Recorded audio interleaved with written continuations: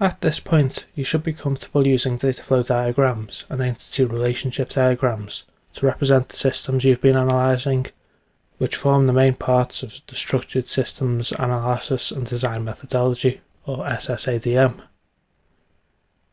We're now going to be looking at how to go about using UML, or Unified Modelling Language.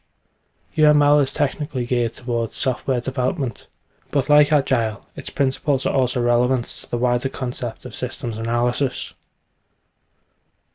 If you do any research on the data flow diagrams or entity relationship diagrams, you'll quickly notice that there are actually quite a lot of different variations of the diagrams, with all sorts of shapes representing all sorts of objects, concepts and entities.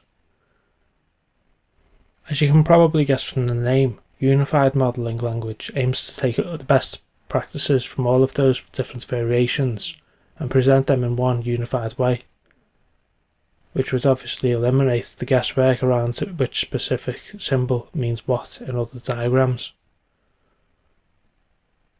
The language itself actually looks at other ways of drawing the diagrams and other ways of presenting systems, and actively takes note of what works well, and more importantly, why it works well, and then tries to incorporate those practices into its own versions of the diagrams. And because of this, UML actually has a versioning system like software does. The latest full version of UML at the time of creating this section is 2.4.1, although version 2.5 has also been released as an in-process version of the language. Because version 2.5 is still being developed and changed, I'll be using version 2.4.1 throughout this section.